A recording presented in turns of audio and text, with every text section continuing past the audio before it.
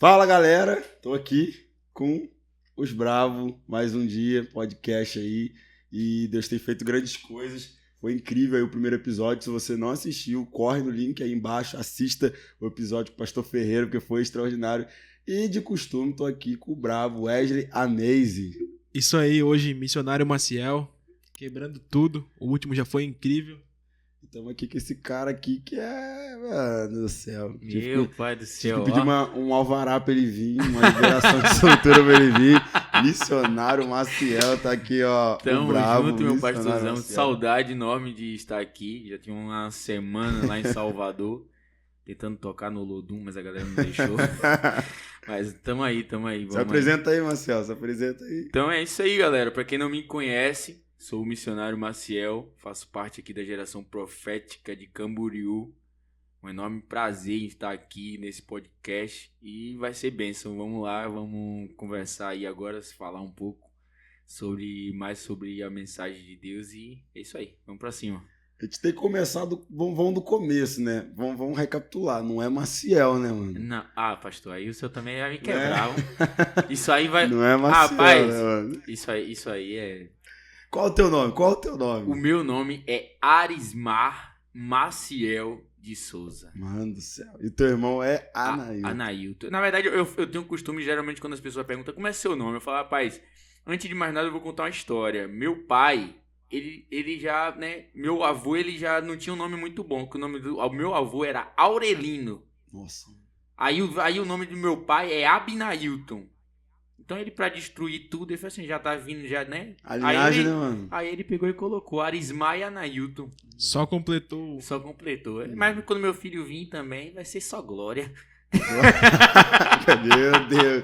Mas você é baiano natural da Bahia. Natural. Diretamente de Salvador. Salvador, Bahia. Baiano, mora em Santa Catarina, pastoreado por um carioca. É, top. A galera, eu cheguei lá e tinha muita gente que falou assim, mano, porque a galera lá parece que é paulista, porque você veio com um sotaque meio diferente. Eu falei, rapaz, lá na igreja tem paulista, tem carioca, meu pastor é carioca, então você vai pegando qual é. Tipo, o Lucas fala muito qual é, então a gente vai pegando questão das palavras e vai juntando, né? Aí fica meio catarinense, meio paulista, meio carioca e assim legal.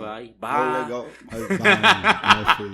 Só faltou falar biscoito lá, né? Não, mas o biscoito é biscoito. Lá é biscoito aqui mesmo. Aqui que é bolacha, mano. Aqui que é bolacha. Aqui que vocês cagam com tudo. Não vou entrar nessa guerra teológica como o pastor falou, porque senão isso aí confusão. Tá pior que escatologia, mano. Pior que a volta de Jesus. Mas você, cara... Você nasceu num berço cristão, no caso, você nasceu, né, numa família cristã, ou você se converteu ao longo do tempo? Claro que eu sei que em um momento, mesmo para nós que nascemos, talvez num berço cristão, tem um momento que nós encontramos a Jesus, mas você, por acaso, teve algum momento assim, ou você já nasceu já desde sempre? Não, eu já nasci já, meus pais, eles são cristãos, desde sempre, e a gente já nasceu realmente num berço evangélico. Eu me lembro quando eu era pequeno, a gente já ia pra igreja e eu era guri, né? Ficava só sentado do lado dos caras que tocavam bateria lá, só olhando a galera. Mas sempre a gente foi da igreja mesmo. Você já veio dessa família já dentro da igreja mesmo. A criação já no meio cristão. Mas teve algum dia assim que você teve... Com certeza sempre tem um dia que a gente encontrou com Jesus, cara. Que, né? Que aquele dia você fala, não, agora eu sou crente de verdade, né? Porque é que a gente fala, filho de pastor não é neto de Deus, filho de crente não é neto de Deus. Qual foi o dia assim que você se converteu de verdade? Que você sente assim que você se converteu? Rapaz, não é mexendo, de verdade mesmo, Deus sonda do meu coração, sabe o quanto sincero eu tô sendo, assim. Mas o dia que isso mudou na minha vida, o dia que eu falo assim, rapaz, agora é outra história, pra mim foi no encontro, velho. Porque até então... Eu sempre fui da igreja, nunca me envolvi com nada, que a gente sabe, cidade grande, Salvador, é muita coisa assim que a gente sabe. Você que teve acontece. Um período assim de você, talvez não, né, desviar, mas você dar um rolê ali no mundo? Tive, porque querendo ou não, eu já tava frio espiritualmente na igreja, mas eu continuava, eu tinha o costume de, tipo assim, não, era como se fosse aquele questão que você vai lá trabalhar, você tem que ir trabalhar, né, vou lá bater meu cartão, então eu tava sempre na igreja, porém eu tocava no secular, Entre outras coisas, né, que, tipo assim, que não condiz com um andar cristão. Sim. Então, querendo ou não, eu tava frio realmente dentro da igreja, né? Eu tentava se levantar, mas, tipo, tava muito envolvido por ser músico e por um momento querer ganhar um dinheiro, querer ganhar talvez até um pouco mais de destaque, né? De onde Sim. eu vinha, de Salvador. Querendo ou não, é um lugar onde tem muitos músicos bons, então a gente pega uma referência de músicos e fala assim, cara, então bora tentar. Eu tentei realmente puxar para um lado de virar famoso, tocar com uma banda grande. Então, nessa questão aí, eu me afastei um pouco realmente daquilo que Deus estava querendo me proporcionar. E na minha vida, o que realmente, assim, o encontro que eu tive com Deus e que mudou realmente minha vida foi realmente no encontro com Deus e redenção. Porque eu digo que até um pouco antes de eu conhecer a geração profética, eu ainda estava meio perdido, sem saber o que fazer, entendeu? Eu andava, tipo, tinha muita gente que chegava pra mim, mano, mas você, e aí, tipo assim, tu canta, tu toca bateria, porque muita gente, a galera não entendia, assim. E até eu falava assim, rapaz, eu tô andando aí, velho, e eu não sei realmente o que é aquilo que Deus quer fazer através da minha vida, né? Então, foi através do encontro que uma chave realmente virou na minha vida e eu falei assim, cara, não, é isso aqui que eu sei que Deus quer e eu vou dar lugar para que isso venha acontecer. Então, o que mudou na minha vida mesmo, aquela hora que você fala assim, não, agora chega, agora eu vou ser, agora é para ser crente mesmo. Eu sempre falava com minha mãe que o dia que eu realmente fosse para ser crente, eu ia ser doido. Porque se for pra ser normal, a gente nem quer, né? Meu Deus. Não, mas você era o cara que tocava e ia na igreja e mais... Rapaz, se eu te contar que eu usava a bateria da igreja pra tocar no mundo, você nem Mano. acredita. De Jesus. Essa aí nem vou falar que essa aí vai valer um corte não, que eu vou dar bem alto assim, ó. Eu tocava com a bateria da igreja no carnaval de Salvador. Mano, sério, Cara, mas como assim, mano? Cara, é que... A bateria era tua ou era da igreja? Tá igual o Jonas já. A bateria era da igreja. Eu tinha uma bateria, eu tinha uma Pio, e aí eu peguei e vendi, depois de uma época eu vendi, né, pra algumas questões, e aí eu fiquei sem bateria, só que eu precisava, né, continuar, tal, fazendo as paradas, os paranauê. E aí eu conversei com o pastor da igreja que eu congregava, né? Falei com ele e tal, que tava precisando, se ele cedia a bateria pra eu tocar. E ele me cedeu. E aí Pera aí, ele sabia que era pra tocar no carnaval? Sim, ele sabia. Ah, e o cara emprestou ainda. Então, tipo, assim, ó. Cara, o que é que... Naquela época, então... Até então, o meu entendimento não era o mesmo de hoje. Então... Querendo ou não, eu fui já esperando talvez um não pra ele, entendeu? Só que ele tinha uma visão, ele é músico e ele falava assim, tipo, cara, eu não posso impedir que você ganhe seu dinheiro e tal. Era o que ele falava comigo, era o que a nossa conversa, tipo assim, um cara que hoje eu quando eu fui agora pra Salvador, eu até passei lá na igreja e tal, falei com ele, pastor. E o que acontece? Eu peguei e usei. Ele sabia realmente que era pra carnaval, ele sabia disso, né? Então ele sabia que eu tava usando a bateria da igreja pro secular. É bem complicado isso. Hoje no meu pensamento de hoje, eu não faria isso, entendeu? Primeiro que eu nem deixo, mano. Daqui não sai. Mas eu não ia nem pedir, cara. Tipo assim, eu não pediria, entendeu? Não iria pedir, né? Sabendo hoje, eu falei, não, cara, não. Céu. Mas, né? Mandar a passagem pra ele vir pro Encontro Redenção, hein? 29, 30 e 31. Meu Deus, essa não é nova. Bateria da igreja tocar no trio elétrico. Meu Deus do céu, mano. Nossa. Mas saiu uma unção, pô. Mas o som da bateria era bom, pelo menos? Pô, era top. Mano. Era top. Qual era a bateria? Era uma... Cara, não era uma bateria boa, mas era uma bateria que tinha um som muito bom, que era uma Mitchell. Mitchell. Michel, né? Michel. Ah, a galera fala errado, né? Então, Mitchell, patrocina o cara aí, mano. Patrocina o cara, eu tô pedindo tudo. Tem até violão Mitchell, faço até uns, né? Olha aí, ó. E, cara, Falando desse assunto que a gente entrou de músico, você é músico, né? Você serve ao Senhor e a igreja cantando, tocando. Você é baterista, né? Essa é um pilar que muita gente não entende. Você é baterista, você canta e toca violão agora, né? Mas você é baterista. Eu sou baterista. Esse é o instrumento que você domina, assim. Corre na veia o sangue do baterista. A mão chega A ficar nervosa. Desde pequeno? Desde pequeno. Com meu pai, a gente ia pra igreja, né? Eu, meu pai e minha mãe, cara, eu ficava do lado dos bateristas tocando assim, ó. O culto todo, mano. E aí pedia, como a nossa situação financeira não era... A gente não passava necessidade, graças a Deus. Eu sempre veio suprindo as necessidades, assim. Deus sempre supriu. Mas, tipo, naquela época era difícil, pô, pra um pai dar, tipo assim, R$50. Sim. Era muita grana naquela época. Hoje em dia não é muita coisa assim. Mas dar R$50, tipo, pra um menino aprender a tocar bateria, era complicado. E no caso era eu e meu irmão, porque meu irmão também, tipo, queria, né, ir pro lado da música. Tanto é que hoje ele é músico também, é baixista. Mas meu instrumento desde pequeno, quando eu comecei a tocar mesmo, assim, aprender, tipo, pegar sozinho, eu tinha 10 anos. Aí você pegou a bateria e começou a tocar e desenvolveu o dom. É que eu, na verdade, antes disso, eu causei muito problema pra minha mãe. Até chorar aqui pra quando ela ver esse vídeo, ela não querer mandar o Pix pra eu pagar as panelas dela que eu quebrei. Rapaz, eu destruí as panelas de minha mãe. Mãe, desculpa, tá? Eu te amo. Mas foi necessário isso. Caraca, e mano, pior que é o número de... E é verdade, né, mano? Em criança não adianta. Não, eu pegava mesmo, Minha mãe saía assim, cara, de noite. Acho que as vizinhas ficavam doidas, cara. Às vezes pegava madeira, assim, na rua. Às vezes pegava, não tinha nem baqueta, né? Pegava o fundo da colher de pau, pá, e ficava sentando a mão. E aí eu me lembro que quando eu comecei, foi bem, tipo assim...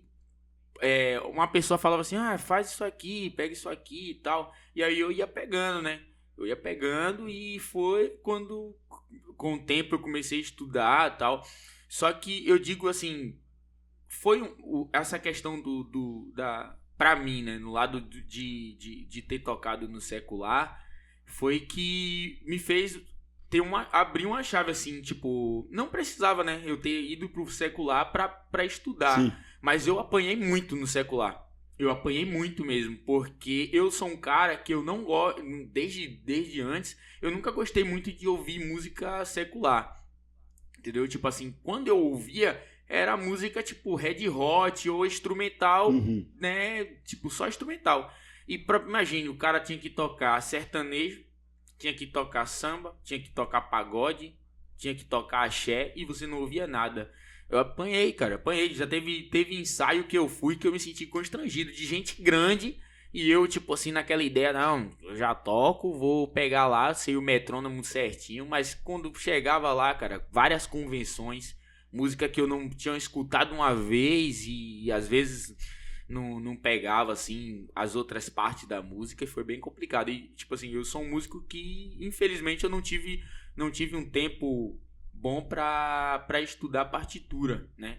Porque a partitura ela ia me ajudar bastante, mas eu era muito de ouvido mesmo. Eu ouvia a música uma vez e já sentava na bateria e ia. Só que tipo assim, tinha coisa que, né, se dava mais um pouco de trabalho e tal, mas era mais ou menos nessa vibe aí, velho. E esse seu desejo pela música surgiu por inspiração familiar ou... Então, na minha família, a maioria dos meus primos e alguns tios meus faz parte de bandas, assim. Toca bastante mesmo, da minha família. Aí veio essa pegada aí e você começou a... E aí eu comecei, eu via, né, primo, tem seu tal primo, toca. E alguns, a maioria das minhas primas cantam. Cara, eu tenho prima que, meu Deus, que quando... eu ouvia cantar assim, eu falava, nossa, cara. Mas uma coisa que é interessante, até você falou, a gente pode falar disso, é que geralmente o músico, que ele é músico, né, secular, abrindo parênteses, a gente sabe que secular é do século, né, mas no contexto, né, nesse contexto fora igreja, Nós sabemos que o músico ele estuda muito mais que um músico. Eu sou pastor de igreja. Eu sei disso. Não canto, não toco, né? Mas eu tenho a noção disso. Então a gente vê que os músicos seculares se dedicam mais do que muitas das vezes o cara que serve na igreja. Né? E você, como um líder de adoração, um líder, né, de adoração aqui na igreja, você vê isso na íntegra, entendeu? Não num contexto só a igreja nossa, mas num contexto global. A gente vê que os músicos da igreja dificilmente querem estudar para dar o melhor, exercitar melhor a função que Deus deu a eles ali. E isso é triste, cara, porque a gente criou pegou aquela conversa que veio de antigamente, que é pra Deus. Pra Deus, então, tipo assim... Pode ser de qualquer jeito. Não pode ser de qualquer jeito, entendeu? Eu vim aprender muito, assim, essa questão... Aprendi no secular pra trazer realmente foi algo que me proporcionou pra trazer realmente pra igreja, porque eu paro pra analisar assim, eu falo assim, cara, e a Bíblia, ela mesmo fala que os filhos das trevas, eles são mais prudentes do que os da luz. Você vê muitos músicos seculares que os caras são top. E tipo assim, você vê músicos, por muitas das vezes, que tem um espiritual bem bom, elevado, né? Bom. Sim. Só que por muitas das vezes, em questão de técnica, ele é fraco. Ou às vezes ele é bom de técnica e não é espiritual. Só que tem que ser uma parada que tem que ser elevado, tem que ser no mesmo nível. Equilíbrio, né? Tem que ter um equilíbrio. E a Bíblia fala sobre isso, que Deus nos deu espírito de equilíbrio, de moderação, né? É esse equilíbrio que nós temos que ter. O cara tem que ser técnico, mas o cara tem que ter a veia espiritual. O cara tem que ser espiritual, mas o cara também tem que ter a técnica. Senão, tá entendendo? Mas Deus, ele vai receber a nossa adoração. Tá, mas tem pessoas sentadas ali que se você estiver tocando todo desafinado, Deus talvez receba a tua adoração porque você tá dando de coração, mas e quem tá sentado ali? Vai doer o ouvido, entendeu? Então, não consegue nem entregar a adoração dela ouvindo algo desafinado, né? Entendeu? Isso é. Eu não consigo, tô no culto, tudo bem, mas se começou de o gato miar, eu já... Não, cara, isso aí é, meu Deus, horrível.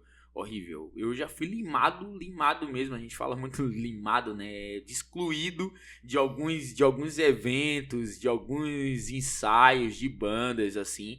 Eu fui excluído e me senti mal, tipo assim, de verdade, assim. Porque no secular é assim, cara.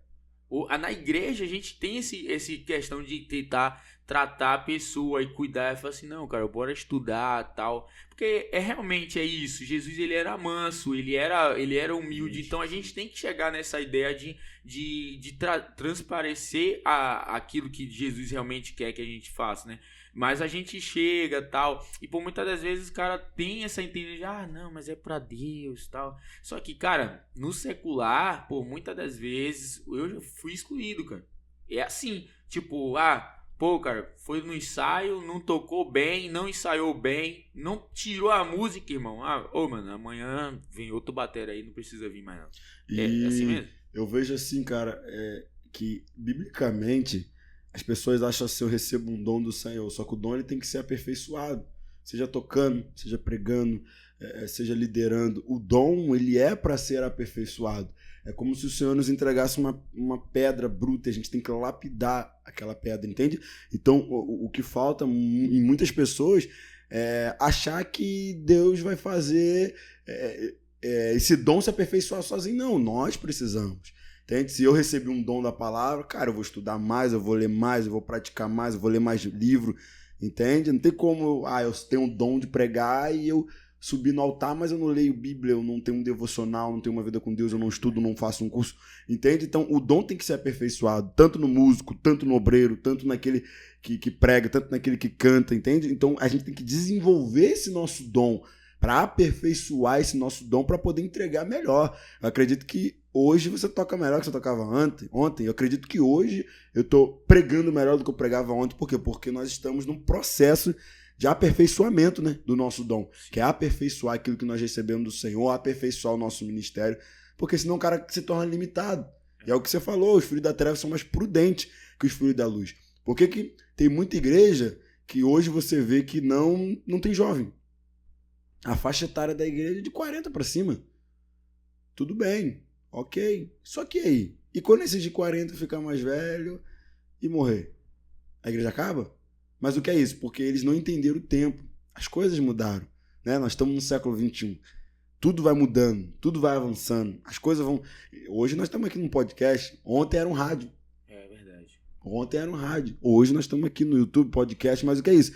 Nós estamos nos aperfeiçoando e usando as ferramentas que o Senhor disponibiliza para a gente poder usar. Entende? Hoje é difícil eu alcançar um jovem através de rádio. Jovem não escuta rádio. Agora, num podcast, um jovem escuta e talvez a gente alcance essa pessoa. O que é isso? É aperfeiçoando aquilo que o Senhor Deus na nossa mão nos entregou, entende? E assim a gente vai avançando. Tem gente que tem mente fechada com o Senhor, é isso. Não, eu recebi do Senhor e tá bom, dessa maneira vai ser. Não, nós temos que desenvolver, nós temos que aperfeiçoar, nós temos que praticar. Por que Jesus, ele aparece com 30 anos de idade? Jesus aparece com 30 anos. Só que do 0 aos 30 não fala nada sobre ele. Somente quando ele foi apresentado e quando ele estava com 12 anos pregando para os doutores da lei que a mãe dele esqueceu. Mas por quê? Porque Deus preparou muito, Deus passou muito tempo preparando Jesus e só usou ele 3 anos e meio. Então Deus passou mais tempo preparando do que usando. E esse é o problema. A galera quer ser mais usada do que preparado. E hoje em dia, nesse contexto de capacitação, já não basta mais ser bom. A concorrência ela é tão grande que tu tem que buscar ser o melhor naquilo que tu for fazer. Tanto na questão musical ou em qualquer atividade cotidiana que nós formos realizar, ser bom já não é mais o suficiente, porque a concorrência é tão grande nisso.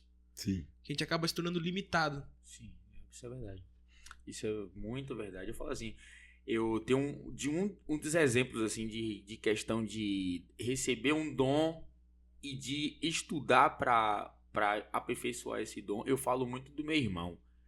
Porque, tipo, cara, eu conheço a história dele muito bem. Quando eu comecei a pegar violão, eu pegava, tipo, dó, ré, mi, essas notinhas assim, sem pestana mesmo, bem fácil assim. O violão que eu tinha ganhado de um cliente era um de Geórgio. A corda parecia uma corda de birimbau, tá ligado? Meu Deus do céu, era. Aí a gente nem conseguia assim, aí depois um primo meu comprou um violão, ganhou um violão, e aí a gente pegava às vezes o violão desse meu primo, eu pegava o violão, e aí ele falou, ô, mano, me ensina aí. Eu falei, cara, eu também não sei, velho. Aí peguei, dei o violão pra ele, dei uma revista assim de leitura das notas, né, os acordes, e aí ele começou, velho. Começou, e aí ele já foi vendo na parte teórica, isso aqui, puxa isso aqui, e tipo, cara, hoje ele tira uma música de ouvido, isso aí foi um dom que Deus deu pra ele, só que ele aperfeiçoou. Ele tem um ouvido absoluto, saiu do violão, pegou contrabaixo, toca muito bem contrabaixo. Ano passado, eu cheguei aqui em Santa Catarina em 2019, aí em 2020 eu fui em casa, fui em Salvador. Quando eu cheguei lá, meu irmão tava tocando teclado. Eu falei, peraí, rapaz, caiu sobre você? Eu fui o primeiro, quem não caiu o dom pra cá? Tocando teclado, tipo assim, se ele pega, já vi por várias vezes ele pegar um instrumento que ele não conhecia, tipo um ukulele, é um instrumento fácil. Só que tem gente que não sabe, tem gente que não vai pegar o instrumento na hora, assim, sem conhecer e olhar assim, isso aqui, tô tocando aqui. E eu já vi ele fazer isso. Então eu falo que, tipo assim, essa questão de você ter um dom e aperfeiçoar é essencial, cara. É essencial.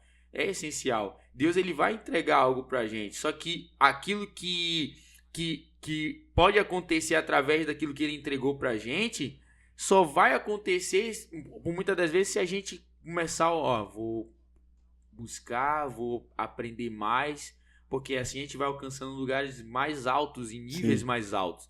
Não tem como receber, não tem como, é como aquela parábola, né, do que ele entregou as sementes, né, dos talentos, e foi multiplicado. Um multiplicou e o outro escondeu. É isso aí. Existem aqueles que multiplicaram, que receberam, mas existe aquele que escondeu, né? Aquele que multiplicou e aquele que escondeu. E o Senhor se ira com aquele que escondeu. Então, né? O Senhor quer que a gente multiplique aquilo que Ele nos deu, avance, entendeu? Por exemplo, eu prego na igreja, né? Eu aperfeiçoei o meu dom, só que eu tenho que multiplicar isso. Eu não posso me limitar apenas ao púlpito da igreja. Eu tenho que pregar na rua, eu tenho que evangelizar, eu tenho que pregar na internet também, porque é uma ferramenta que o Senhor nos deu. Entende? Então nós temos que multiplicar o talento que ele nos deu para que o reino avance, para que toque mais vida, para que toque mais pessoas e a gente não fique preso, parado num só lugar. O reino está em movimento, o reino está avançando, só que o reino avança quando nós avançamos, quando nós propagamos ele. E é isso, é o aperfeiçoamento, é essa estrutura que você está falando. Isso é bem legal. Mas eu vejo realmente que muitas pessoas que têm dom, seja tocando, pregando, cantando, dificilmente vão aperfeiçoar. E eu vou te dizer, isso aí, infelizmente, é um mal dessa, como é que eu posso dizer, dessa nova geração que a gente tem visto crescer. Porque eu me lembro que há muito tempo atrás, cara, a galera estuda. Eu particularmente, eu chegava em casa às vezes do trabalho 1h da tarde, 2, 3. Eu chegava em casa, tomava banho e ia pra igreja e ficava lá. A igreja era trancada, né? Então eu ficava lá trancado, tipo assim, num lugar que não dava pra ninguém ver. E eu ficava lá trancado e estudava, mano. Aí eu tocava de tudo, tocava de funk, de pagode, de tudo eu tocava, tá ligado? Eu botava meu fone no ouvido lá, meu irmão, e quebrava tudo. Tocava. Tipo, então, querendo ou não, hoje a gente vê que a galera já não tem... A galera até quer vir tocar na igreja, porque, tipo assim, é legal. Sim. É legal. O menino tá lá, vem tocar, pô, aquela menina já vai me ver tocando lá. Isso aí já é uma visão que é errada. Isso é uma visão... Lá na minha época, até poderia ter essa visão. Só que eu já não tinha... Muita gente não tinha essa visão. A visão que a galera tinha, que eu sei muito bem, era que queria tocar mais, entendeu? Tipo, era fominha mesmo. Eu falo assim... Né? Eu falo assim, eu era fominha, mano. Eu era fominha, eu queria tocar todo dia, tá ligado? Poderia ter 10 baterias, mas eu queria estar tocando todo dia. Porque eu sabia que, através do tocar, eu ia me aperfeiçoando. E hoje o que falta não é só tocar, mas é a galera querer realmente ser um músico e um adorador. Sim. E se aperfeiçoar realmente. Tudo com excelência, né? Tudo com excelência. Na minha época, eu falo, cara, na minha época eu via que tinha músicos que se interessavam realmente em fazer um louvor top pra Deus. Na minha época, tipo assim, ó, eu falo na minha época porque eu sei que hoje até a nossa questão de musicalidade mudou muito. Hoje a gente vê músicas construídas por 4 notas, 5, 6. Mas, irmão, na minha época era 3... Posso dizer que tinha 3 modulações em uma música só. Tinha convenção, tinha 3, 4 convenções em uma música só. Fala, você pode ouvir aí músicas antigas aí, Cassiane, J Neto, outros cantores aí que se eu falo assim, Toque no Altar. Sim. Que tinha André Matos tocando, misericórdia. Todo mundo queria fazer as coisas que ele fazia. Eu falo que eu estudava. Eu tinha amigos meus aí que tocava muito, que até parecia até o cara tocando, tá ligado? Só que agora tem algo interessante que é uma fama e a internet tem propagado muito isso. Eu não nasci, né, no berço cristão, então não sei. Mas a fama que baterista é a praga do terror do pastor, né? Baterista é o diabo do pastor, né, mano? Ainda bem que eu fiz amizade com o meu pastor antes. Essa fama, né? Que baterista é o cara que rapaz, mas agora eu quero você como líder de adoração, cara. É difícil. Músico da igreja, aquele que serve música. Cara, é difícil ver um músico que queira se envolver com outras áreas do ministério. Nós vemos, infelizmente, ainda existem muitos, tá mudando muito, glória a Deus por isso, mas nós vemos muitos ainda que só tocam e não se envolvem em mais nada na igreja. Tocou, acabou. E há aqueles ainda que vão, tocam, acabou de tocar, mete pé, tá ligado? Profissional já, né? Já se tornou uma prática profissional dele dentro da igreja. Mecânico, né? Negócio mecânico. Tocou, acabou, levantou e embora. Os caras não querem aquele compromisso servindo. Entendeu?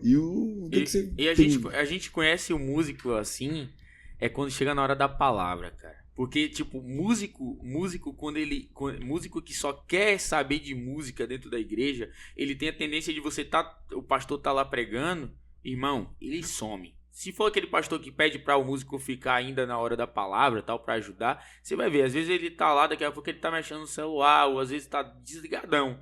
Mas a vontade dele mesmo era nem estar ali naquela hora da palavra, porque é a parte, né? Mas ele não quer estar ali.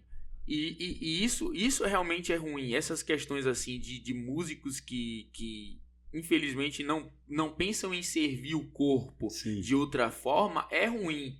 É muito ruim, cara. Eu vi um pastor falar algo interessante. Ele falou assim, ó, na minha igreja, né, a igreja que ele era pastor, ele falou, na minha igreja, o músico, ele é músico, toca, mas quando ele não tá tocando, ele tem que ser o obreiro da porta. Quando ele não tá sendo obreiro da porta nem tocando, ele tem que estar sentado congregando. Porque há um mau costume no cara não congregar, né, não ter uma vida congregacional, igreja. O cara não vai numa célula, o cara não vai num ministério de homens ou de mulheres, só toca e ponto, acabou. Nessa parte das mulheres nós não vemos tanto, mas nos homens nós vemos mais. O cara mesmo é o cara que só quer tocar e meter o pé, entendeu? Aqui na geração muita coisa mudou, né? Porque aqui eu cobro, né? Cara, você tem que tocar, mas você tem que estar incluso no encontro, você tem que estar numa célula, porque o cara seja discipulado, senão o cara é um desviado, entendeu? Sim. O cara porque ele vai. O que é que a mentalidade? Tem muitas pessoas que, por ter sido criado em um meio em que você só servia naquilo ali, tocando, você é só o que toca. Então ele cria aquela mentalidade, por mais que ele vá para uma nova atmosfera, uma nova geografia, ele ainda fica ali preso naquele lugar ali. Não, eu falo por mim, porque eu jamais imaginaria de um dia ser missionário. Eu jamais imaginaria de um dia tá na frente de um ministério de louvor, né, tá cantando. Eu nunca, cara, nunca. Porque, tipo assim, nunca imaginaria nem de um dia ter entregado uma palavra de oferta ou alguma coisa do tipo. Nunca. Porque a minha visão era o quê? Não, é músico, tocar. Dentro da igreja eu faço isso, só toco. Entendeu? Era o que eu acreditava, era aquela crença mesmo que era ali, só isso ali. Só que não é assim. Músico que é músico mesmo, ele tem que entender que ele serve dentro do louvor, mas ele serve fora do louvor também. Ele serve no corpo. Eu falo que eu mesmo vivendo achando que era só pra música, eu fazia alguns trabalhos assim, tipo, por fora da igreja, que eu falo, sem a galera saber, assim. Não ficava na porta, mas eu ajudava meus pais a limpar a igreja. Sim. Eu falo que eu ajudava por várias vezes, outras irmãs, eu ajudava na salinha. Na salinha eu ajudava. Fazia até louvor para as crianças. Cauane. Assim. Ó. Cauane tá vendo esse podcast. Meu Deus já do entregou céu. a senha então, né? Pode botar ele pra salinha agora. Tio Maciel. Tio Maciel. Meu Deus. Mas eu fazia mesmo. Então, tipo assim... Mas eu fazia, não era porque alguém mandava, mas eu sentia que realmente eu poderia acrescentar até aquilo que eu aprendi de talento, de dom, de música, em algo novo, né? Dentro na limpeza da igreja. Mas sabe o que eu vejo hoje, Marcel? E talvez você concorde comigo. Sabe o que eu vejo, Wesley? Que hoje, os caras que são os caras da hype hoje, né? Que são os músicos, que, meu Deus, são os caras que são referência pra nós. Por exemplo, você vê referência agora mais da atualidade, você vê um Morada, você vê um Alessandro, você vê um André Aquino, você vê um mais antigo aí, eu já vou falar do dinossauro da fé agora, Antônio Cirilo, e entre outros. São os caras que são músicos, mas são pastores. Verdade. Tá ligado? Não são os caras que só vai, canta, recebe oferta. Os caras são pastores. Os caras têm uma vida com a igreja, os caras discipulam pessoas. E eu comecei a perceber que Deus tem levantado muito essas pessoas, esses homens de Deus, mulheres de Deus, mas porque são pessoas que são pastores, que dedicam a vida à igreja. E você pega um louvor, é totalmente bíblico. Entendeu? É totalmente bíblico. Por que eu gosto, né, dos louvores da nossa igreja? Por que eu gosto dos louvores da GP Saúde? Porque são louvores bíblicos. A gente está cantando aquilo que a gente lê na Bíblia. Tá entendendo? Não é aquele louvor totalmente contrário àquilo que está escrito ou nem cita a Bíblia. São louvores bíblicos. Cristocêntricos, né? Cristocêntricos. Você vai ver uma Canção do Monte. É bíblico. Canção da Noiva. É bíblico. Terra Molhada. É bíblico. São canções que apontam para aquilo que já está na Escritura, entendeu? É uma revelação que o Senhor nos deu. Então a gente vê que Deus tem levantado esses grandes homens de Deus hoje, que são músicos, porém, os caras não são só músicos, não são só cantor, não são só um artista. Os caras têm uma vida com igreja, com discipulado. E vai ser muito difícil ver alguém permanecendo muito tempo se não tiver essa vida. Pode perceber. Eu falo porque, puxando esse assunto, eu tenho alguns amigos, assim, lá de Salvador, que são cantores mesmo, assim. E que, cara, era um cara, tipo assim, de pessoas que tinham agendas diárias. Tipo assim, eu falo porque eu tocava e por muitas das vezes eu não tinha nem tempo, assim, cara. Porque era todos os dias, final de semana, era 2, 3 eventos tocando. Só que isso aí era só... O que é que acontece? Eu tava vendo, pra complementar isso aí que eu vou falar, eu tava vendo um podcast também e o Bruno, ele tava falando, né, o Brunão, ele tava falando a respeito disso, dessa questão de você sair direto pra tocar em outras igrejas e tal. Porque, querendo ou não, se você sai, você só tá entregando. Mas se você não volta para sua casa, você não tá aqui nesse ambiente em que você é curado, naquele ambiente que Deus fala cada vez com você, aquele ambiente que você recebe mais de Deus, vai chegar uma hora que você tá entregando talvez nada, entendeu? Deus, ele vai até te usar, mas você já tá vazio. Sim. Você tá indo lá de corpo vazio só para ser talvez usado por Deus, porque Deus, ele ainda usa. Mas, querendo ou não, você tá vazio. E pra você cair vazio é muito fácil, entendeu? E difícil é pra você se levantar. Eu falo, e voltando ao assunto, eu conheci várias pessoas que, infelizmente, hoje eu olho assim e vejo que perdeu muita coisa, assim, perdeu muito de Deus por esse motivo. Não é que seja errado o cara tá todo dia, digamos assim, não concordo, né? Mas faltar o culto, por muitas das vezes, da sua igreja, para ir para alguns eventos. Mas esse evento aqui vai me proporcionar isso, tal. E músico, cara, eu falo por experiência própria, porque eu tenho 27 anos. Eu tenho 27, eu posso dizer que eu digo que geralmente eu comecei a tocar com 10 anos. Então, eu vim para cá, para Santa Catarina, eu tinha 25. Então, 15 anos da minha vida foi só em cima de bateria, tocando, subindo de palco, trio e por aí vai. E eu falo que, infelizmente, o músico tem muito esse desejo de querer tocar. Só que se o músico ele entendesse, a importância de buscar a Deus dentro da própria comunidade, ele ia ver que tocar era só ir em outros lugares tocar, era só mais um cumprimento daquilo que Deus tem para ele, entendeu? Porque a gente sabe que no passado, na escritura, fala muito a respeito da música. A música era algo que abria um céu, abria uma chave que destruía tudo, ou que fazia algo que talvez outras coisas não iriam fazer. O levita é aquele que ia na frente da guerra, né? Até mesmo Davi, né? Até mesmo Davi. E a gente sabe que a música ela é importante, não quer dizer que só a música é importante, a palavra também é. Até porque, por muitas das vezes, a música ela vai ser a palavra cantada. Entendeu? A música ela vai ser a palavra cantada. Deve ser, né? Deve ser a palavra cantada. Só que uma das coisas assim que o músico ele precisa entender, não existe, a música ela tem que ser uma unidade dentro do corpo, dentro da igreja, dentro do ministério de louvor. Por que uma unidade?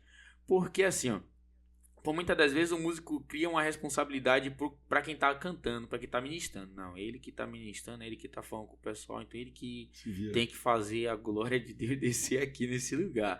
Só que, tipo assim, quando a gente tá unido em um só propósito, o músico baterista, o músico guitarrista, violonista, ele tá com o pensamento e o desejo de adorar a Deus, cara, as coisas mudam. Porque assim, ó, por muitas das vezes, eu acredito nisso. Eu amo guitarra, amo solo de guitarra. Sou muito apaixonado por guitarra. Guitarrista, quiser vir aqui pra igreja, Deus abençoe. Vai ajudar no nosso da Seara, para que equibala trabalhadores. Mas sério, assim, a gente tem guitarrista aqui, mas amém. Tem vários guitarristas, né? Mas sério, assim, eu falo porque, assim, ó, o que acontece?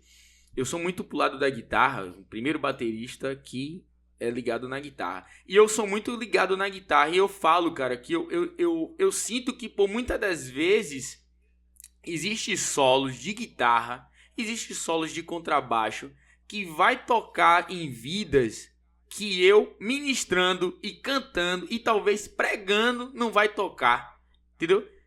Porque vai existir talvez um toque do tambor que vai alcançar uma alma.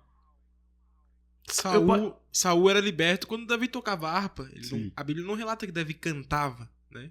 Somente ao Através tocar, do instrumento. através do instrumento, Então eu falo que é uma junção. Vai ter pessoas que quem está ministrando, Deus vai usar de uma forma e vai falar com as pessoas. Mas vai ter gente que já vai ser um toque da bateria que vai fazer com que o coração daquela pessoa seja quebrantado. E a pessoa fala assim, cara, não, eu quero realmente ter um encontro com Deus, eu quero viver isso com Deus. E aqui na igreja nós temos esse testemunho, que nós no monte orando, com o tambor, o surdo, e você tocando tambor no monte, um menino dentro de casa, prestes a se matar, arrancar a própria vida, ouviu o barulho do tambor, e pelo barulho dos tambores, Deus falou com ele, e através daquilo ele decidiu não arrancar a própria vida. E hoje ele é um voluntário aqui na igreja, serve a Jesus. Verdade. Entende? Então, olha como é que são. Olha o poder que tem na adoração. Olha o poder que tem, né, no louvor. E eu sou uma pessoa que, por exemplo, eu gosto de pregar, mas e vi uma construção da mensagem. Não sou eu que prego sozinho. Eu prego e os músicos estão ali me ajudando. Por quê? Porque nós estamos construindo. Né? O Luiz Hermínio sempre fala algo interessante, que é que ele guerreia com a espada. Davi guerreava com espada e com harpa. Ele guerreia com a espada quem está pregando. E guerreia com harpa quem está tocando. Guerreia com espada quem prega a palavra. E guerreia com harpa quem está tocando, adorando ali junto. Então é esse equilíbrio, é essa construção. Entendeu? E eu acredito muito nisso. Nós temos vários testemunhos de pessoas aqui na igreja que foram curadas através de uma liberação profética. Mas esse ambiente profético na adoração tem que ser entendido. O cara não vai conseguir acessar esse nível em Deus somente tocando, vindo para o ensaio, ou vindo no culto e tocando, cumprindo a escala dele. O cara não vai acessar esse nível de profético. Eu sou casado com uma mulher que é profeta. Eu sou casado com uma mulher que tem vida com Deus e ela tem esse ministério profético. E eu sei que quando ela tá ali, ela tá liberando aquilo que ela carrega, que é o ministério profético. Então, quando o cara tá ali no instrumento, mas entende quem ele é no corpo de Cristo, cara, eu acho que ele vai liberar aquilo, ele vai conseguir cativar o coração, ele vai conseguir atrair a glória de Deus, porque ele vai liberar essa unção profética através do instrumento, através da própria canção, cantando. Isso é verdade. E por muitas das vezes, até que por mais que o cara não seja tão técnico, mas... Porque a gente, né, na área de música, assim, a gente fala muito sobre essa questão do feijão com arroz. Quando eu comecei a me envolver com estúdio, eu comecei a entender que o pouco, ele é muito. Entendeu? E geralmente os caras do estúdio, eles sempre falam isso. O pouco, ele é muito. Nem sempre você precisa fazer aquele... Não precisa. Porque isso aí vai sujar a música. Agora você faz uma parada simples, vai fazer com que preencha tudo. E eu falo que, por muitas das vezes, até se o músico ele não for um músico tão tecnicamente bom, mas se ele entender isso aí que o senhor tá falando, entender quem ele é no corpo, cara, o sol maior dele sem pestana já vai ser algo diferencial. Mas o início aqui na geração profética foi assim. Era a pastora Gabi com um violão, 2, 3 notas. Sofrendo, tadinho. Cortou até a unha. Nossa, Tem que cortar a unha de novo, hein? Sofri. Tô vendo a senhora aí atrás, hein? Tem que cortar a unha de novo. Meu Deus do céu, cara. Só Jesus. Mas tem ficado escasso. Mas deixa eu te perguntar, você veio de qual igreja, assim? Que você foi criado em qual igreja? Então, eu já passei por Assembleia de Deus. Sim. Já passei por Batista, né? Batista mais avivada e Batista tradicional. A última igreja que eu vim era uma Batista tradicional. Batista tradicional. É tradicional. Mas o início foi na Assembleia de Deus. Foi na Assembleia. Glória a Deus. Foi na Assembleia. Só nos corinhos, no da harpa. Só no hino da... É tudo, né? Ah, mas baterista gosta de um proibidão, né? O corinho de fogo. Tem que ter, Lá né? no Rio chama de proibidão. Lá no Rio, solta proibidão aí, Deus de fogo. E Já aí era, vai, mano. Essa eu gostava. O chimbal. É mesmo, o Hélio tocava bateria, o Hélio tocava baixo. Tentei tocar bateria. Lembro Aí que... você não conseguiu, foi cantar. Aí fui cantar, não deu certo também. Aí agora veio pro podcast. Glória a Deus. Não, é outro, né? Ainda bem, né? Primeira bateria, chegou em casa desmontada, fui montei ela toda. Peguei o prato, apertei todo o parafuso. Nossa, Pode. Lembro que era da City. Comecei a tocar, os vizinhos queriam me bater. Daqui a pouco, deu uma semana, o prato parecia um S, né? Nossa, da sadia. Ainda fiquei Eita. bravo com a City, achando que a É culpa ruim, era deles, né? É, verdade. A culpa era deles. É verdade. Eu não toco nada. Meu Deus. Toco nada. Toco a vida dos outros só. Ó. Ainda bem, né? Ai, Deus. Mas, cara, eu vou te fazer uma pergunta agora bem precisa sobre essa vida de chamado, de adoração. Você é um missionário, você serve ao Senhor. Você é um cara que está envolvido com tudo, principalmente, né? Estando próximo ao meu coração, ao coração da pastora Gabi. O que você sente hoje no Brasil, contexto Brasil, igreja brasileira, na adoração? O que você tem percebido do Senhor, assim? Então, pastor, eu tenho percebido que tem sido desenvolvido algo novo no meio da música, no meio da adoração no Brasil. Ainda falta um pouco mais de busca, talvez. Falta um pouco mais de busca do ministro. Falta um pouco mais de busca, um pouco mais de intensidade naquilo também que ele está fazendo. Porque eu não falo nem de intensidade só material, mas intensidade um pouco também espiritual. Porque a gente percebe que por muitas das vezes a gente vê que existem ministros que eles têm muito de Deus, mas eles prendem muito aquilo que ele tem de Deus para entregar para o povo. E a gente vê que hoje, a gente percebe que depois de tantas coisas que o povo brasileiro tem vivido, de tanta coisa assim, o povo ele tá sedento de ouvir uma mensagem realmente poderosa.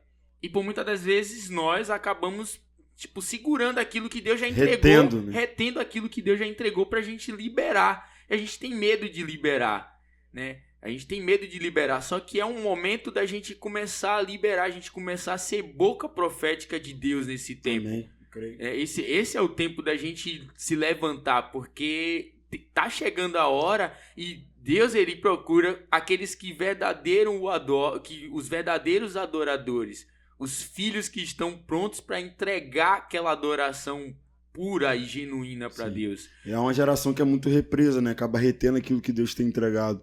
Isso não é como um rio, é uma represa. Vai reter as águas, vai reter aquilo que o Senhor tem liberado sobre ele. Porque Deus quer liberar. Eu tô lendo um livro da Tamires do Zoe. Eu li, na verdade, um livro da Tamires do Zoe.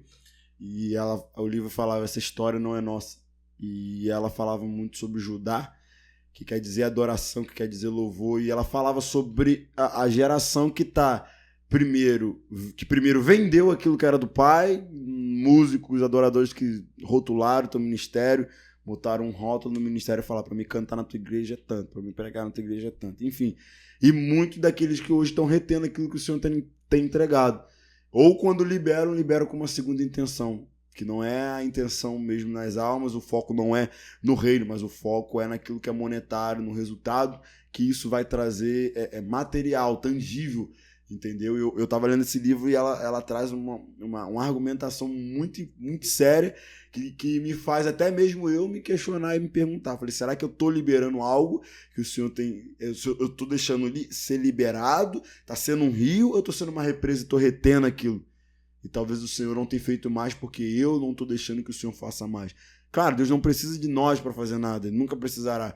Mas Deus, Ele quer nos usar. A Bíblia diz que toda a criação aguarda a manifestação dos filhos e os filhos ali é ruioso, os filhos maduros, que têm um entendimento daquilo que o pai está fazendo. Entendeu? Jesus disse, eu vejo meu pai fazer. Tá ligado? Jesus disse, eu vejo meu pai fazer e eu faço. Por quê? Porque aquilo que o pai faz, eu como filho faço. E quem vê a mim, vê o pai. Quem vê o pai, vê a mim. Porque eu e o pai somos um. Entende? Então ele entende que ele não pode impedir o agir de Deus. Ele entende que ele tem que ser uma ferramenta para que o agir do pai seja operado. Jesus, ele libera isso. E realmente hoje nós vemos uma geração que é muito represa. Não tem sido mais um rio, não tem fluído mais. Tem talvez até mesmo segurado aquilo que o pai tem entregado. A gente vê isso quando Uzá, a arca está sendo levada até Davi está levando a arca, os carros novos, a Bíblia diz, e os bois tropeçam. Quando os bois tropeçam, a arca cai. Aí Uzá coloca a mão na arca, Deus mata ele na hora. O que é isso? A arca é a glória de Deus. E tem uma geração que está retendo a glória de Deus, está segurando a glória de Deus. Meu irmão, vai chegar o tempo que Deus vai começar a ferir aqueles que estão tentando reter a glória de Deus. Eu já fui em igreja que quando o pau começa a quebrar de quina, o pastor, amém, irmão, vão acalmar. Mano, o cara é um bombeiro para apagar fogo, um extintor, mano. Sério, eu tava numa esse dia, eu falei, ô bombeiro, meu Deus do céu. Mas o que é isso? É uma geração que está retendo aquilo que Deus tem entregado. Não tem como reter, mano. A gente não pode reter aquilo que Deus tem entregado. A gente tem que deixar ser liberado, porque aquilo que Deus está entregando, eu acredito que vai tocar muitas nações. Eu acredito que o Brasil é, sim, exportador de brasa. Acredito que Deus vai levantar uma geração de missionários que vão tocar as nações. Amém. Verdade. E falando nesse quesito de reter aquilo que Deus tem derramado, teve alguma experiência que te marcou em relação a isso? Eu falo, posso dizer que nessa questão de cantar, de compor, porque eu me lembro que quando eu era um pouco menor, logo quando eu comecei a pegar minhas primeiras notas Não de que você violão, seja grande já, né? não que dá pra crescer um pouco mais assim. Mas eu me lembro que eu acordava de madrugada e o Espírito Santo de Deus, ele, mesmo não tendo tanta experiência assim com o Espírito Santo de Deus, eu sentia e ele falava comigo, pega o violão. E eu ia pra sala de casa e começava a tocar, tipo, era Ré, Dó, Mi menor e Sol. Era só essas 4 notas. E eu me lembro que por muitas das vezes eu ficava tocando e vinha letras assim e eu não entendia, né? Mas eu ia escrevendo. E minha mãe acordava de madrugada por muitas das vezes e via lá eu escrevendo. Só que aí eu fui crescendo e minha mãe ela sempre falava assim, Deus ele vai te usar no louvor, você vai louvar, esse negócio de bateria, você pode até estar tocando bateria, mas Deus vai fazer algo diferente na sua vida. E eu, como um filho que nunca fui rebelde a um nível assim, mas eu naquela época eu falava assim, só tá viajando. Termo baiano, né? Viajando. No Rio. Sara tá ficando doida. Não vou, não. Nunca. Não largo minha bateria por nada. E eu tava retendo realmente. Até por muitas das vezes, porque eu ouvi algumas coisas que me fez assim parar e falar assim, se a pessoa me falou isso, então tá bom. Então eu tava retendo. Eu falo que a minha vinda para Santa Catarina foi algo realmente planejado por Deus. Você tá quanto tempo aqui? Eu vou fazer 3 anos em dia 9 de abril do ano que vem. 2 anos e alguns meses. 2 anos e alguns meses. E a sua vinda pra cá foi trabalho? A princípio, sim. A princípio eu achava que era trabalho, mas aí depois... Foi a isca que o Senhor usou pra te atrair. Foi a isca. Usou uma necessidade pra trazer pro propósito. Foi a isca. Rapaz, eu digo, pra quem me conhece, pra quem me conhecia, quem me conhece de Salvador, vai falar assim, rapaz, mudou da água pro vinho, irmão. Eu falo, meu irmão tá aí, mora aqui comigo e não me deixa mentir. Nunca fui envolvido com nada, porque eu sabia que se eu fosse envolvido com alguma coisa, eu ia querer sair matando todo mundo. Mas eu era um cara nervoso, demais, assim, tipo, nível hard, velho. Maciel aqui no início da GP, pastor, deu trabalho ou não? Essa pergunta é melhor deixar pra depois. Vai o corte, o cara dizimava na igreja, o cara tomava ceia na igreja, o cara tava de olho na ovelha minha. O cara vinha todo culto, tocava na igreja. Você é membro? Não, eu não sou membro da Geração Profética. Eu sou um colaborador da Geração Profética. Pegou na cara, né, mano? Meu Deus do céu. Era legume. Meu Deus, você pegou a ideia do cara, mano. O cara. Mas aí Jesus te alcançou, né? Eu falo que foi tudo um processo. Muita coisa assim que eu vivi. Acho que todas as coisas que eu vivi aqui em Santa Catarina durante esse tempo foi um processo. Um processo de entender o trabalhar de Deus, entender que dependemos e que devemos confiar realmente em Deus, que eu devo realmente confiar em Deus. E faltava isso pra minha vida. Faltava isso, tipo assim, minha mãe, meu pai, da última vez que eu fui lá, sem ser agora, né? A primeira vez, no caso, ano passado, ela ficou muito feliz assim em me ver, porque ela viu a mudança, entendeu? Ela viu uma mudança, tipo, e posso te dizer que radical, porque era coisas pequenas, né, que eu segurava com a mão e que não queria soltar. A gente no Nordeste, eu falo no Nordeste porque eu sou de lá, né? E a gente tem muito essa questão de até desse negócio de Gabriela, né? Eu nasci assim, vou morrer assim. Pau que nasce torto nunca se endireita.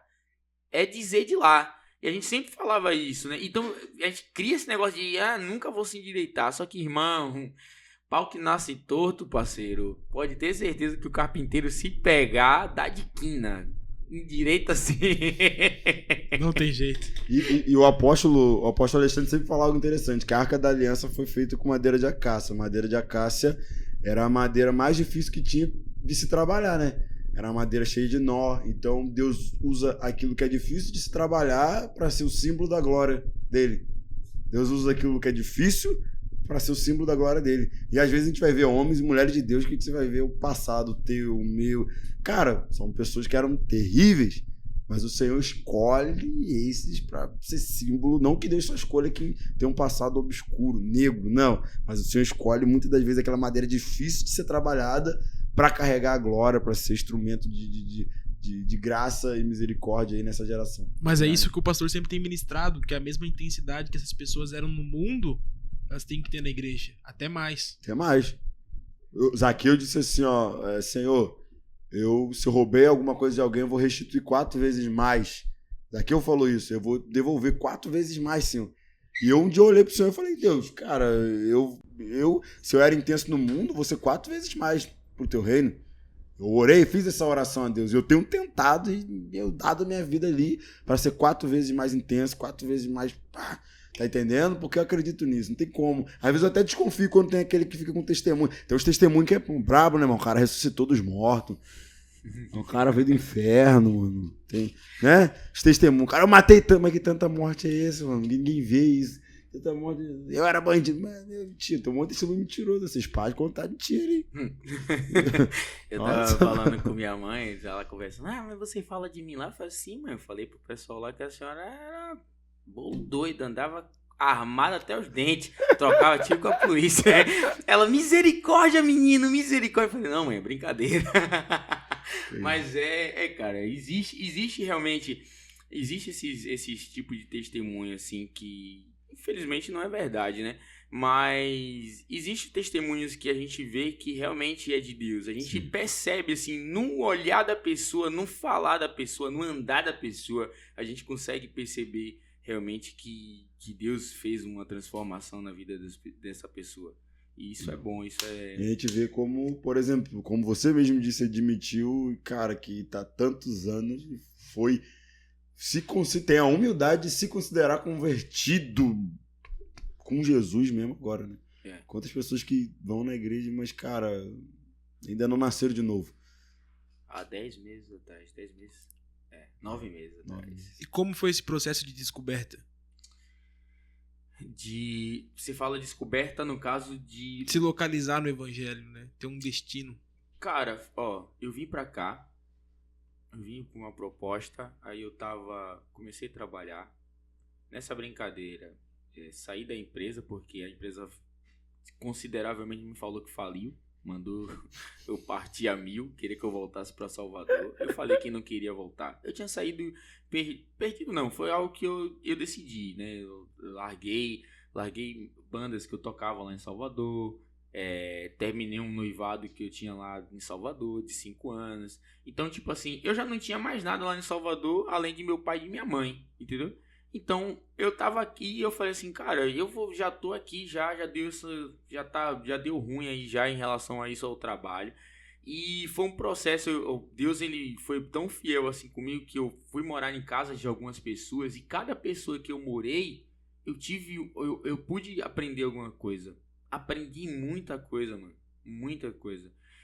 Algo simples assim que eu vou falar que talvez muita gente não dá valor, mas foi a primeira coisa que eu aprendi aqui e isso virou uma chave na minha vida. Era essa questão de mesa, questão eu falo de café, né? Mas eu falo de café na mesa. Relacionamento. Foi uma coisa que eu vim aprender aqui. Eu tive que morar na casa de outra pessoa que eu não conhecia, não tinha intimidade. E foi o que eu vim aprender aqui. Eu comecei a entender coisas que eu não entendia antes. Eu não entendia antes porque minha mãe, minha mãe me batia muito.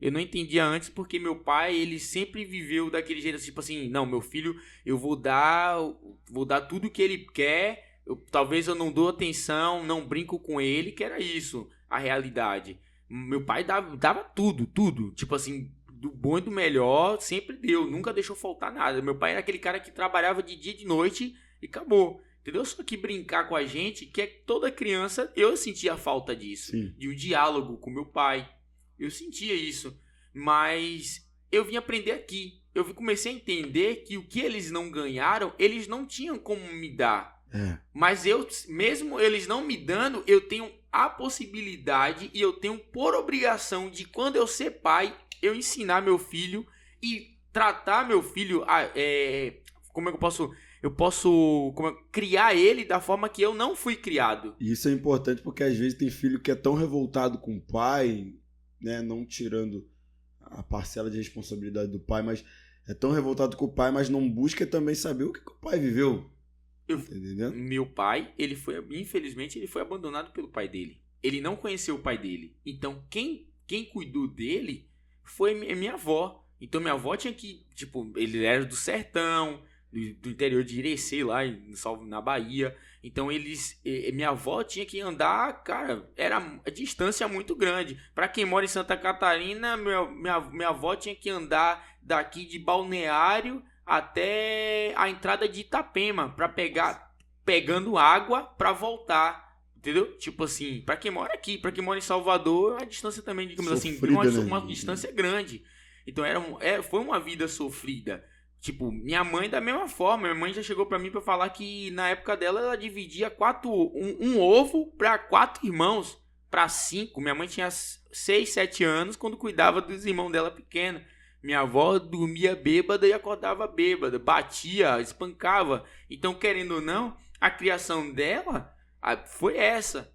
E ela não teve uma estrutura quando teve eu e meu irmão, né? Sim. Então, eu não culpo muito eles assim. Eu não culpo. Hoje eu aprendi a não culpar eles. Sim. Hoje eu aprendi a não culpar eles. Mas antigamente foi difícil. Antigamente era difícil. Antigamente eu não entendia. Eu falei, cara, por que minha mãe sempre me bateu assim? E tem gente que é diferente, replica. Muito se fala do amor de mãe e se esquece do sacrifício do pai. E é onde acaba gerando esse, vamos dizer, um descontrole, né? Vem descarregando em geração, até que alguém se posicione para que isso encerre. Isso é verdade. E eu quando eu comecei a entender isso, o que você falou é muito interessante. Quando eu comecei a entender isso, eu falei assim, cara, eu vivi isso. Só que meu filho, ele não vai viver isso. Meu filho, minha filha, ele vai viver uma outra realidade. Porque eu entendi. Através disso, eu entendi a minha posição quando eu ser um pai. Eu tenho que cuidar do meu filho, eu tenho que dar dar o melhor para ele, só que eu também tenho que ser um pai que vai ouvir.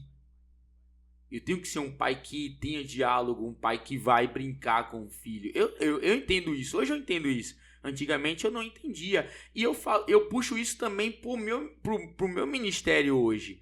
Hoje eu entendo que, querendo ou não, eu não tive um pai tão presente. E eu sei que hoje, no meio do ministério, no meio do corpo da igreja, existem pessoas que não têm um pai presente. Sim. Mas por muitas das vezes eu vejo aqui, eu sou missionário, faço parte do Ministério de Louvor, mas eu vejo pessoas do Ministério de Louvor que chegam pra mim e falam: mano, você é como se fosse meu pai espiritual no meio do louvor. E eu, entendendo isso, Sim. eu tenho que cada vez mais saber como cuidar das pessoas, saber como lidar com as pessoas, saber, tipo, não bajular, não passar a mão pela cabeça. Mas dá uma Mas atenção, né?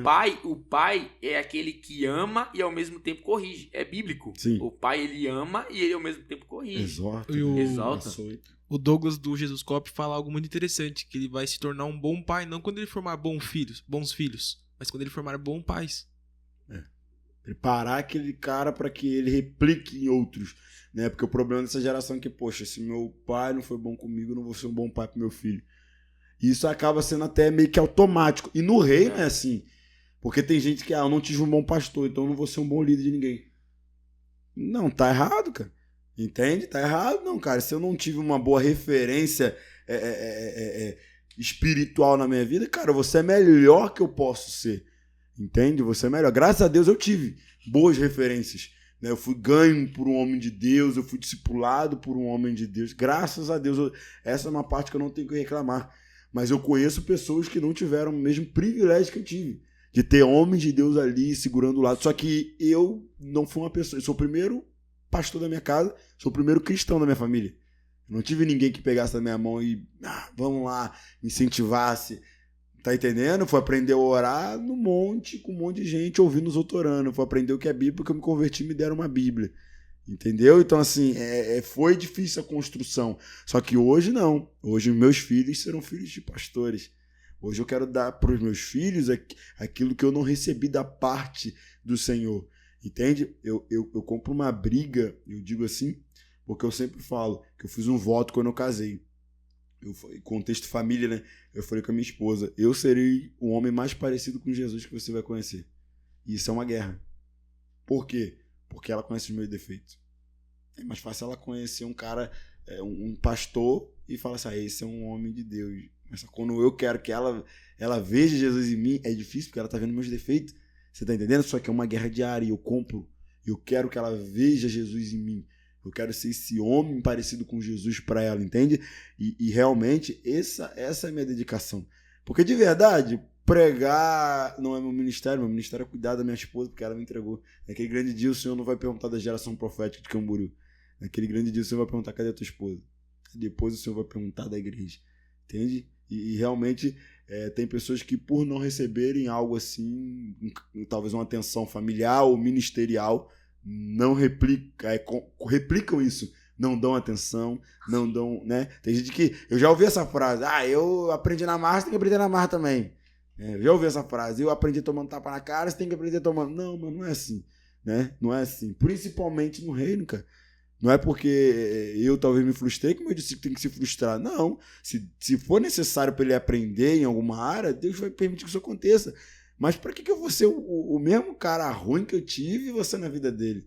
Não acredito nisso. Eu acredito que eu tenho que ser o melhor e eu tenho que ensinar ele para que ele venha desenvolver o chamado dele, o dom profético. E é o que você falou, que pessoas se esperam em você no ministério e você está conseguindo. Porque o pai é aquele que aponta o destino. O pai é aquele que está apontando um caminho. O pai é aquele que vai falar: cara, vai por aqui que vai dar certo, você vai prosperar. Tá entendendo? E você exercendo essa função no ministério, quando você é um líder, você tá um líder que você tá lendo a Bíblia, você tá jejuando, você tá pregando, o cara vai orar e falar: então eu posso tocar e também pregar. Eu posso tocar, eu posso ser um missionário. Eu posso tocar e eu posso ter um casamento abençoado. É isso, entendeu? Que você vai gerar no coração deles, essa figura de homem de Deus. Eu acredito nisso. Não é só ensinar o caminho, mas é ensinar no caminho. Né? É isso aí. A Bíblia fala isso: ensina no caminho que você deve andar. Então não é no, é junto, é estando do lado, entendeu? E assim, como é que tá aí os projetos aí dos próximos? Segredos. Não, tamo aí, vamos com fé em Deus aí começar uns projetos de gravação aí, GP Sound. Tá aí saindo coisa nova aí. Vou deixar pra pra pastora Gabi depois falar. Chama a pastora Gabi, venha no podcast, pastora Gabi. Pois Nós é. convidamos. Sei que tua oferta é alta, mas venha. Agenda cheia. Tira um dia pra gente, tira um dia Tá pra bravo, gente. né, filho? Tá bravo, meu Deus. Mas é isso aí, cara. Eu quero fazer uma pergunta pra você. Você mandaram pergunta aqui, ó. Deixa eu ler aqui. As perguntas teológicas aqui. Eita, Meu Deus do misericórdia. céu. Não sei fazer acarajé. Essa daí já pode descartar. Não, baiano que faz acarajé é baiano falso, pô. Tá doido. Quem não sabe, Marcel tocava no Olodum, tá? Marcel tava lá junto quando o Michael Jackson veio. Ele era uma das criancinhas que tava tocando lá. Era. Aquele mais negrinho que tinha assim, preto, era eu. Tava sem camisa aí. Meu Deus do céu. A pergunta aqui. Qual é a diferença? Quem fez? Tem uns nomes estranhos, tá? Meu Deus do céu. Qual é a diferença de músico pra adorador? Então, é aquilo que eu falei. Músico, ele só toca. Adorador, ele é tocado e transmite a adoração. Forte. Né? Adorador, ele recebe e ele transmite a adoração. Ele recebe e ao mesmo tempo ele entrega. Então, essa é a diferença. Mas, tipo assim, aí a pessoa talvez possa perguntar, mas como é que eu vou saber quem é músico e quem é adorador? Cara, músico, ele tá preocupado com por muitas das vezes o músico ele tá preocupado com aquele ambiente ali que ele tá tocando, ele tá preocupado em ser visível. Adorador, você percebe quando ele é adorador, porque ele tá você conhece, ele não precisa mostrar que ele tem um secreto. Mas você vê o secreto mesmo estando em secreto. Sim. Tipo, mesmo ele tendo um secreto que você não conhece, você, através da música que ele tá entregando ali na adoração, na hora do louvor, você consegue entender que ele tem recebido algo de Deus e ele tá transmitindo aquilo do Senhor. Legal. Então a diferença pra mim é essa. A própria vida dele já revela o secreto. A própria vida dele já revela o secreto, verdade. Legal. Tem outra aqui bem legal. Qual foi o seu maior desafio no ministério? O seu chamado, no caso? O meu maior desafio foi... como é que eu posso dizer? Cara, o meu maior desafio foi acreditar naquilo que Deus entregou na minha mão. Acreditar na palavra que ele liberou. Acreditar. Porque a gente, por muitas das vezes, a gente prefere ouvir mais o que, por muitas das vezes, algum homem falou do que aquilo que Deus tem falado. Por que eu falo isso? Porque quando eu era pequeno, tal, quando eu fiz a minha primeira canção, e eu fui mostrar pra um cara que pra mim era um cara assim, referência em melodia, em musicalidade, em composição. O cara tem composições que eu falo assim, meu Deus, cara, como é que esse cara escreve isso aí? Mas tipo assim, quando eu mostrei aquilo que ele falou comigo, ele acabou me tocando muito de um jeito que travou em mim, assim. Tipo, No sentido ruim? No sentido ruim. Bloqueou. Ele bloqueou. Tipo assim, a palavra que... Pô, eu era menino, né? Então, Sim. Quando eu cheguei nele, eu cheguei com aquela empolgação. E fui recebido com uma palavra pesada, assim, entendeu? Uma palavra tipo... você agora quer ser cantor também? Porque pra eu tocar bateria, foi na marra. Foi tipo, entrando no Ministério do Louvor. Cara, essa semana, quando eu tava lá em Salvador, eu ainda encontrei meu primeiro instrumento. Era um bangô. Aquele instrumento era tipo... Uhum. Sei. Então, foi na marra de primeira pra eu começar a tocar bateria. Então, quando e a pessoa chegou pra mim assim, agora você também quer cantar? Agora você também quer ser cantor, quer compor? E tipo assim, não foi algo que eu queria. Não foi algo que eu cheguei e falei assim, agora eu vou cantar, eu vou compor, vou virar cantor. Não foi algo que eu queria. Então aquilo me travou. Só que eu não tinha entendido o tanto que aquilo me travou. Aquilo me travou desde quando eu era pequeno até quando eu cresci. Entendi. E chegou uma época que, quando Deus falou mais ao meu coração, quando Deus usava mais pessoas para falar e para me entregar, filho, é isso aqui. Eu não acreditava. Você tinha dificuldade porque pessoas te bloquearam lá atrás, né? Sim, eu tinha muita dificuldade. E realmente a gente vê que tem pessoas que que são até hoje bloqueadas ministerialmente porque um dia escutaram uma palavra negativa de alguém. Pessoas que um dia escutaram uma palavra, talvez que travou elas, talvez que bloqueou elas, e elas não conseguiram se libertar dessa palavra. Sim. Entende? Mas, cara, eu acredito que, assim, e para essas pessoas que estiverem me ouvindo, né, fique assegurado naquilo que Deus falou. Permaneça assegurado naquilo que Deus falou. O homem vai tentar, mas, cara, se segure naquilo que Deus falou. Se foi Deus que falou, se assegure naquilo. Tá entendendo? Isso é bem legal. E dentro de nós a gente sabe, né, cara? Tipo, querendo ou não, quando a gente quando a gente começa a buscar mais a Deus, a gente começa a entender, a gente começa a perceber, tipo assim, aquilo que Deus quer da gente. Você vê isso com Jesus, por exemplo. Jesus é batizado no Rio Jordão e vem a palavra, a voz de Deus diz: este é o meu filho amado. Jesus entra no deserto, diabo. Se tu és filho de Deus, naquilo que Deus tinha acabado de falar, você é, e o diabo tá botando um ponto de interrogação. Deus acabou de dizer, você é. Aí o diabo vai lá, será que você é?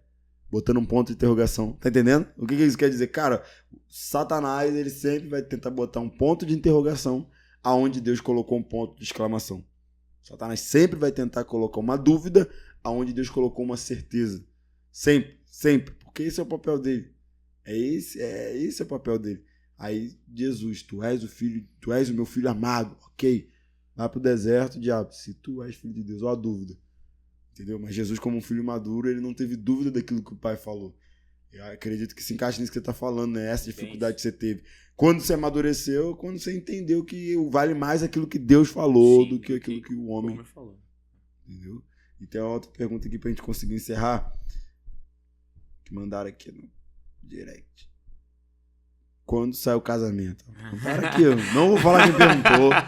Não vou falar quem perguntou. Estava me segurando aqui pra fazer essa pergunta. Não vou falar quem perguntaram. Quando sai o casamento? Meu Deus, ano que vem, cara. Ano que vem. 2022 então? 2022 no caso. Meu Deus, isso aí, cara. Me convida, né, mano? Não, vou convidar o senhor. Não, eu já vou de antemão aqui, já falei aqui com meus amigos já. Né, eu falei com o senhor até, meus padrinhos aí. Vai ser o Alexandre Vilas Boas, o aí, namorada. Já? Só a galera assim, que é amizade assim mesmo, entendeu? Só os amigos íntimos. Só os íntimos, só os íntimos. Ficou até nervoso com a pergunta, tava até desmontando a mesa aí. Misericórdia. Mano, isso aí, cara. Isso aí. Casar é bom, mano. Ano que vem, cara. Ano que vem, 28 anos, aí eu caso, ó. Quase com a idade de Jesus, hein? Não, uns 30 é... Então tá ouvindo aí, né? Quem é a pessoa? Tá ouvindo aí? 28 anos. 28 anos no caso. Glória a Deus. E quem que é a varoa? Ó.